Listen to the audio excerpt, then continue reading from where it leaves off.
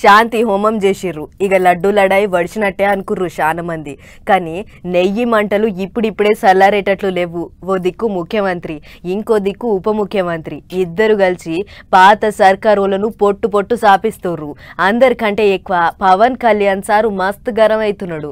దేవుని ప్రసాదాలను ధర్మాన్ని ఎవరన్నా చిన్న చూపు చూస్తే అసలు ఊకునేదే లేదన్నాడు. అగజూడుర్రి దుర్గమ్మను దర్శనం చేసుకున్నాక ఎట్లా మాట్లాడిండో.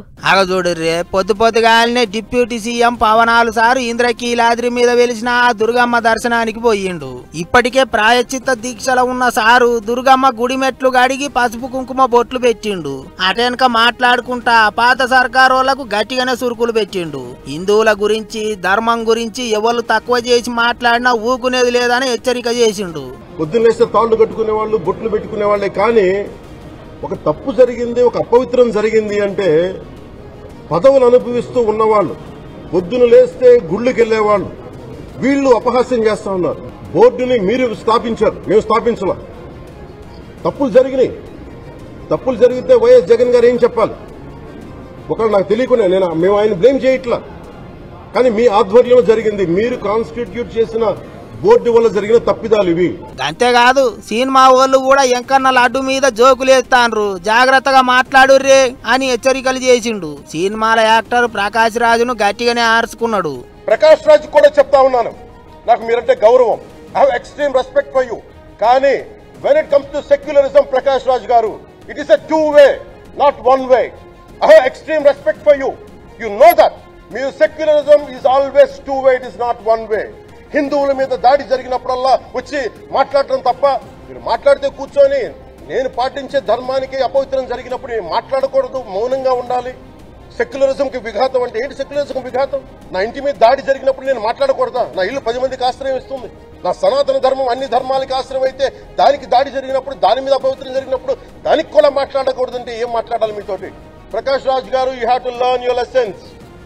I respect you. It's not just Prakash Raj Garu, all the people who thinks in the name of secularism, you're going haywire. Let me tell you guys, we are extremely hurt. Don't make a mockery out of our sentiments. We are deeply, deeply hurt. ఇక పవనాలు సారాటు గరమైండనే ముచ్చట తెలవంగానే తమిళ hero Karthik క్షమాపణలు చెప్పిండు. తాను కూడా ఎంకన్న భక్తుణ్ణి అన్నట్టు comment రాసిండు. ప్రకాష్ రాజు కూడా తప్పుగా అర్థం చేసుకున్నారు, షూటింగ్ లో ఉన్న తర్వాత మాట్లాడతా అన్నట్టు ఓ వీడియో విడుదల చేసిండు. ఇగిదిట్లుంటే ఇంకో దిక్కు సీఎం బాబు సారు ఇంటర్నెట్ గూట్లే గట్టిగానే కామెంట్ రాసిండు.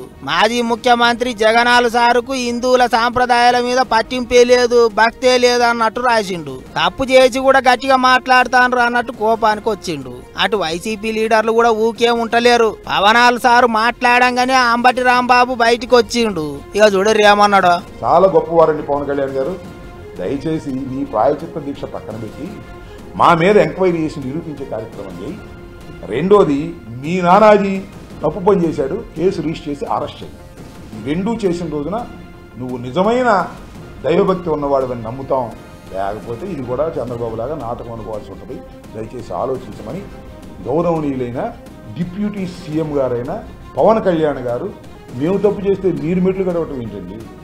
మేము తప్పు చేశామని నిరూపించండి, నీ బూట్లు తుడుస్తానే. మేము తప్పు చేశామని నిరూపించు. లడ్డూ ప్రసాదంలో జంతువులు కొవ్వు కలిసింది, ఆ నువ్వు నిరూపించు. నీ బూట్లు తుడిసే కార్యక్రమం చేస్తాం. ఒక్క ఏపీలనే కాదు, తెలంగాణలో కూడా లడ్డు లడాయి గట్టిగానే నడుస్తాంది. హిమాయత్ నగర్ లో ఉన్న ఎంకన్న గుడి కాడ విహెచ్ కాక దీక్షకు ఊకున్నాడు. పవిత్రమైన ఎంకన్న లడ్డును అపవిత్రం చేసిండ్రని ఎమ్మటే సిబిఐ విచారణ చేయించాలి అని కాక కోపానికి వచ్చిండు. అటు పవనాలు సార్ అభిమానులు కూడా దీక్షలు పడుతున్నారట. గిట్ల పంచాది గట్టిగానే నడుస్తాంది. మరిగా తప్పు చేసిన వాళ్లకు ఎట్లా శిక్ష పడుతుందో, లొల్లి ఎప్పుడు చల్లబడుతుందో ఏమో చూసుకుంటూ పోవాలి.